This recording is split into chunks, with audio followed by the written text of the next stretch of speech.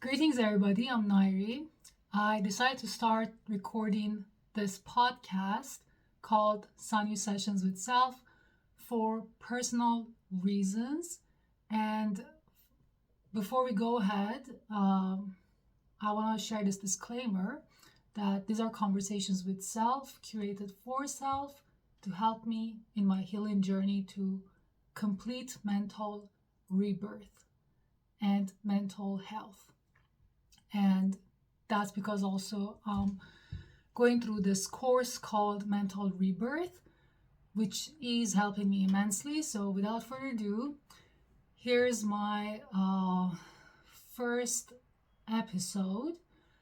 And the first episode is dedicated to the power of I get to do this, I want to do this, versus I have to do this. Living life cheerfully. And I'm gonna use my laptop to just read over the contents that I have created here. Okay, living life cheerfully. This used to be just a theory sitting in my mind for a long time, one of those beautiful theories that I have heard of. And I was asking myself, is it even possible, or is it just another fine technique to confuse and mislead people so they can keep wandering in this world? Was questioning and seeking understanding. Eventually it clicked when I was casually visiting my neighbors to see their newborn baby, because I love babies. I would say it was just meant for me to receive it that way. It opened my eyes like never before. As you know, seek and you shall find. They help me see and change my perspective towards how I'm doing life and running my daily tasks. For me, watching how they take care of the house and their newborn, sharing responsibilities with so much passion and enthusiasm, therefore with ease and joy, going the extra mile in situations where easily could have been omitted, not done, and not counting who contributes what to the entire thing, all while they are first-time parents with no family in US to support or lean on. Oh, I forgot to plug in my device just in case it won't go out of charge. Okay, we continue. Observing all of that led me to asking the wife some questions in the process, and the answers were stunning yet very simple. Questions like, isn't it hard being alone with a newborn baby? Uh, just like being a first time parent? Do you need any help? And the answer was no, I'm good. We don't need any help. We were ready for the baby. And just a no answer, we don't need any help, might seem rude to some people, right? But it was not. She's a very sweet person. I heard it as a confidence in who she is and what she can do, and it just felt so good. And then another time, I'm watching you. You do this.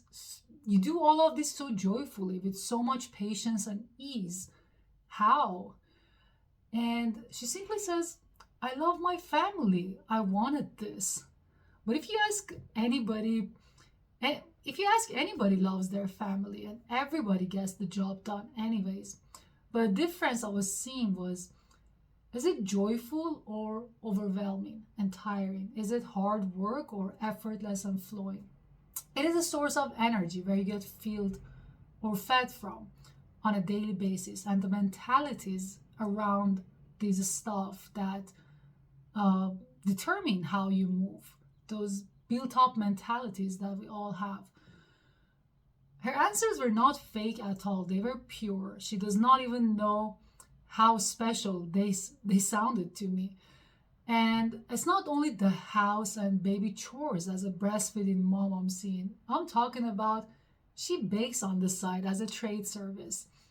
Like, it is no problem. I can handle it all. And I love to do it. This was not the narrative I would hear from the new moms that I've seen. So all of this combined versus what I'm used to seeing with people overall generationally. And I'm not separating myself from this equation. I obviously joined the entire thing as I grew up. And that's doing things because it's just responsibilities to be taken care of with no sense of pride or joy in the process.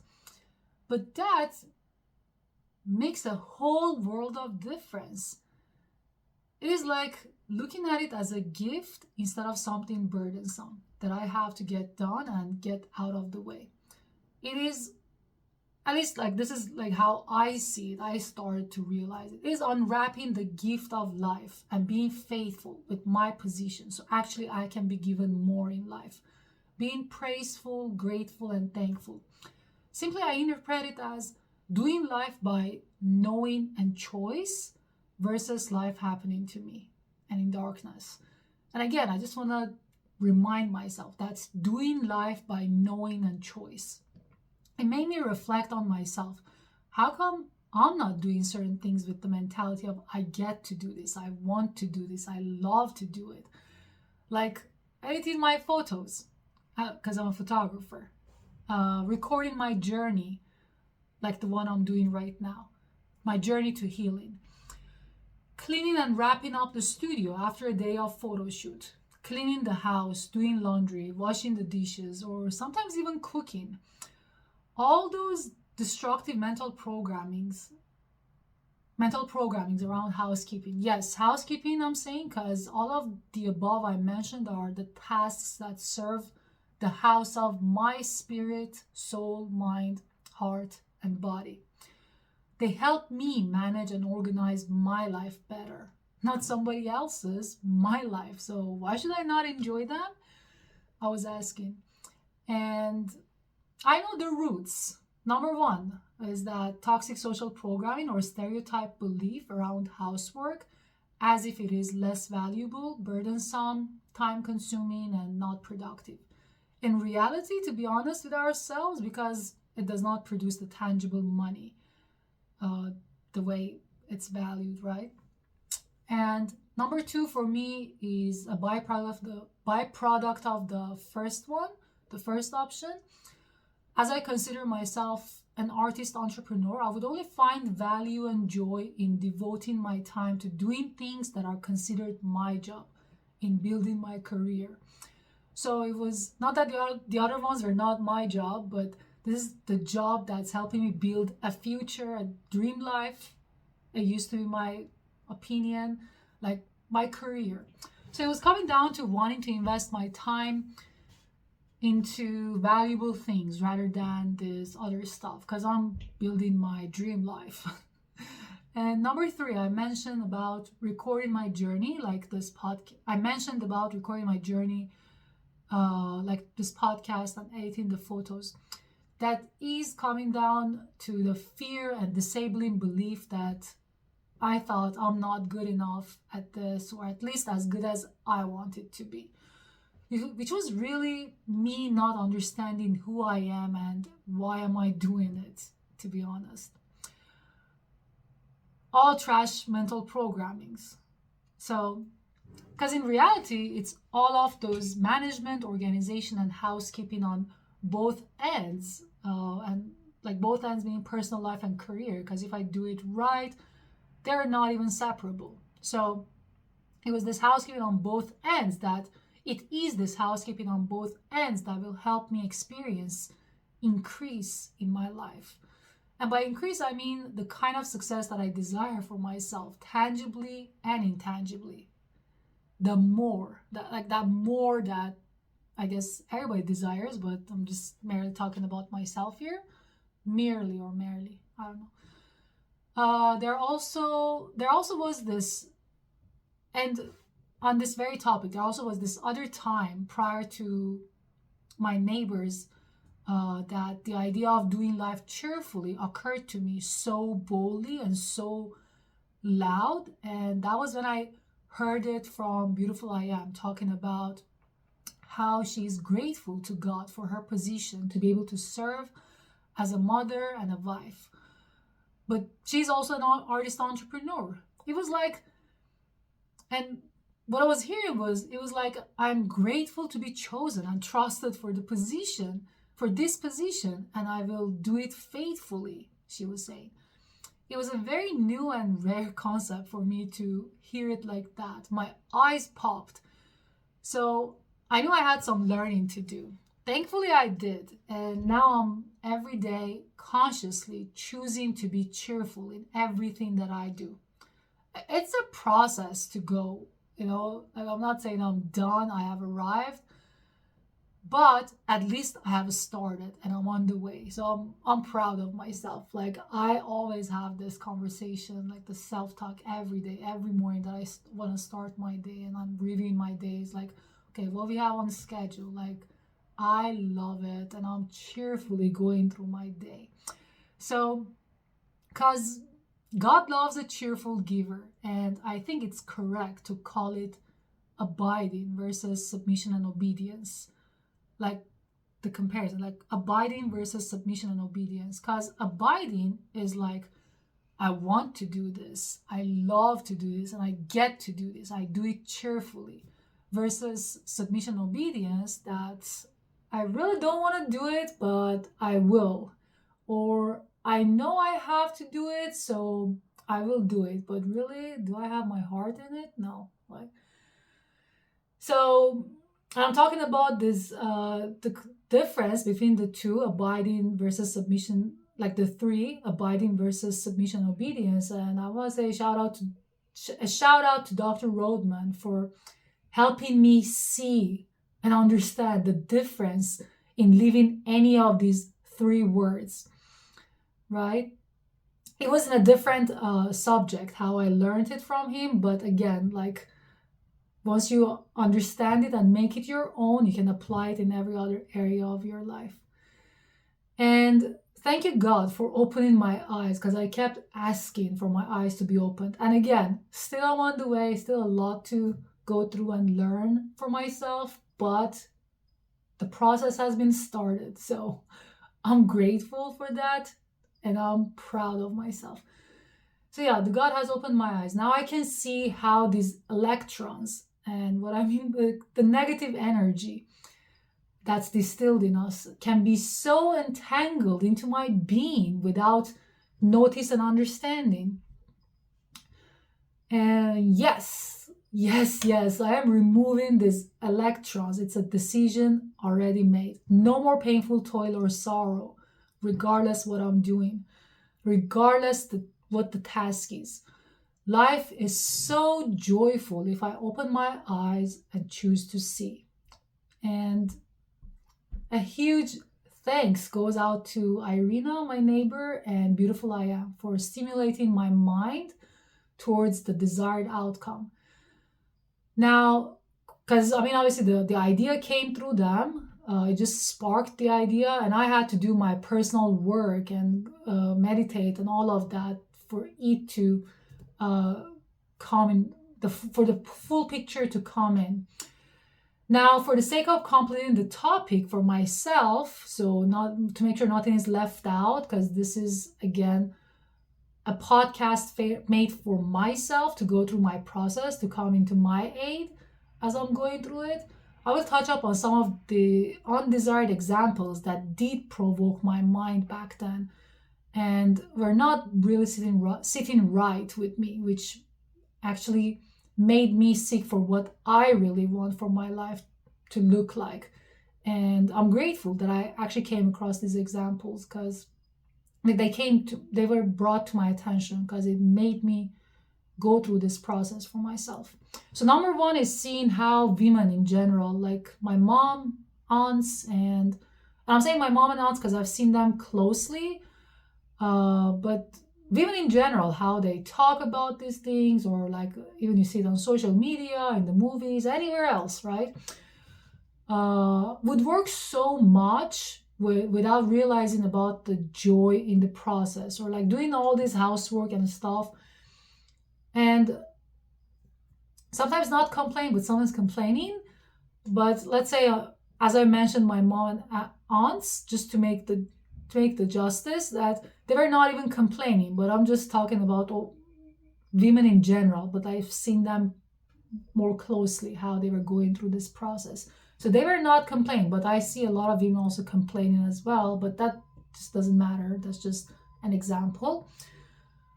That looking at it as because they were looking at it as a set of responsibilities, or they are still looking at it as a set of responsibilities that need to be done. So the source of energy was not good. And by good, I mean, it's not that I'm judging them. There's a psychological definition to that. Good means beneficial for all parties involved. So good, like, was it really beneficial for them, helping them, like adding something to them? No, like doing it like that really doesn't add much. It actually subtracts from the energy that they have already. Therefore, people are getting tired and stuff. There were electrons involved for sure. That's why it seemed like hard work and tiring that repeats itself, never ends. Or work with no gratification or pay, as people like to say. Not a promising energy space for me to look forward to for my personal life. So I was being repelled and resentful to do it, not realizing it is designed for me to use, like those chores, those tasks are designed for me to use them to enhance my life and become, which is the real destination, right? Which is the real thing, the real purpose. The becoming I'm talking about, not just doing the house chores. I've been given this position in life for a purpose. There is no coincidence in life. So now I dare myself to start looking at it joyfully, every single task, and watch how supercharged I can get while I'm doing them. Never feeling tired or feeling like it's hard work or resentful of doing it. Because I would do that a lot, but it's like, oh, I should do this. Like, the more I could postpone it, I would postpone it, right? Until I have no other choice but to do it, some of them.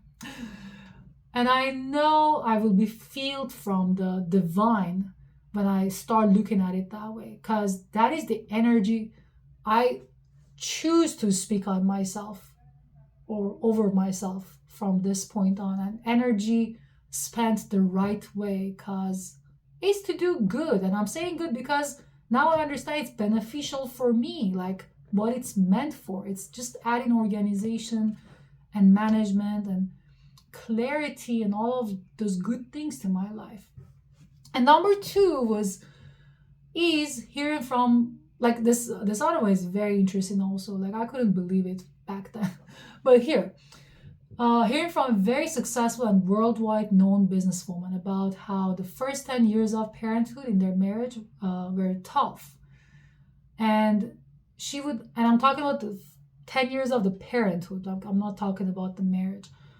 And she would count responsibilities and contribution percentage in the chores, like house chores or taking care of the baby and all of that, on either side. Like something like who changed how many diapers when she would see the spouse chooses to go for a leisure or personal time, etc. And that was just like, that was like one of those ones that like question mark just popped up in my eyes, like, what? And when I heard that, my inner voice was nudging to me, there's something really wrong with that picture on either side. Like, I'm not questioning the female, like, it's like if they got to that point, like it's like from both ends of the like both couples, like the couple, both of them. So really wrong with that picture on either side. It shouldn't have even gotten to that point. Is it a competition or a unity and teamwork towards the same goals and purpose? It shouldn't even get to counting for none of the parties involved. But then the publicly approved image would get in and was fighting that voice that I would hear within myself, right?